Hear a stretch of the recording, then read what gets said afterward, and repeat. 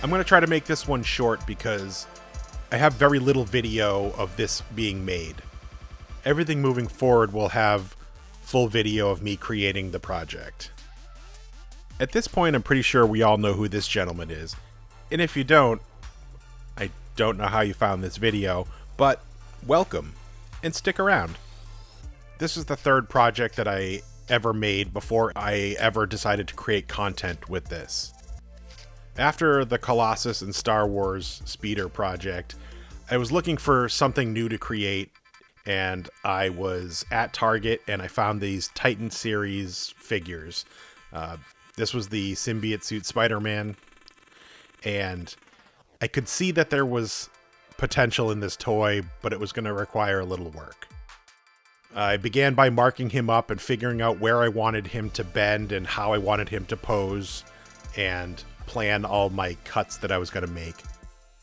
I started small with his leg, and after that went well, I proceeded to make all my other cuts, essentially disassembling him into a bunch of pieces. It kind of looks like a horror movie. I inserted bits of floral wire and some hot glue, and even used painter's tape to hold him in place while I got all of his limbs in their correct positions. I also cut his midsection into a few pieces, so he could be in a crunched position like he would be hanging on a wall. I also had to figure out how to mount him on a wall. I came up with the idea of embedding hex nuts in the bottom of his feet. That way I could thread screws through the back of the base into his feet, and that would hold him up on the wall. It surprisingly worked out great. Once everything was locked into place, I shaved down the raised section on his back to make it flush and ready to be filled in. These toys had swappable back elements or backpacks or something like that. None of them seemed to come with these items, but they all had this feature on them.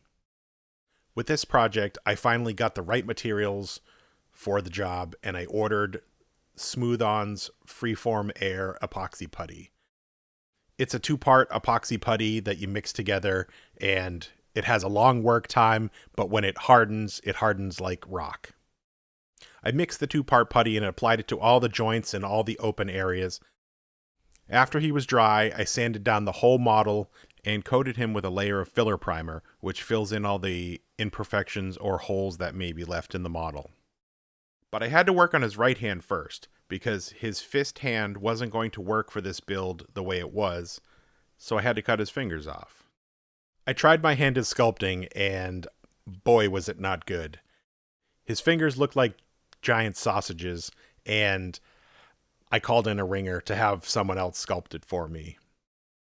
Once all that was squared away, I reprimed the whole model and made sure everything was smooth and pretty and ready for paint. I airbrushed him with a black acrylic. This was my first go at using an airbrush, so please don't critique me too hard.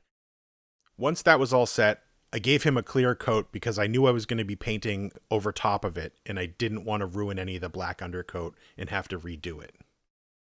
The next part was masking and painting his eyes and his logo. This was the most arduous process of the whole project. I spent multiple hours on multiple days making sure I got the cleanest lines I possibly could. For my first go at this, I think I did a pretty damn good job. The legs of the spider logo were the hardest part to get right. There are still some imperfections there.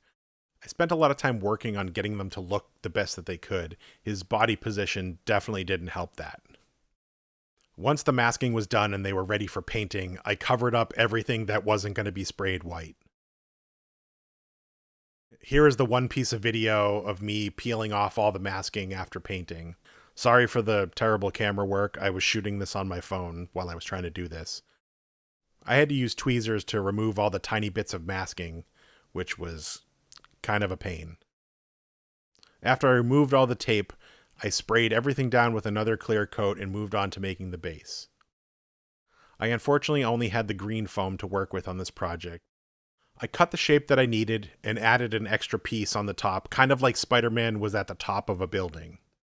I marked off and used a soldering iron to melt the brick pattern for the building. I primed and painted and weathered the building to make it look like it's been outside in New York City forever. On the backside, I carved out a bunch of foam and glued in a piece of wood for hanging, as well as drilling screws through to attach into Spider-Man's feet to hold him into place. I then attached Spider-Man to the screws, and that was it.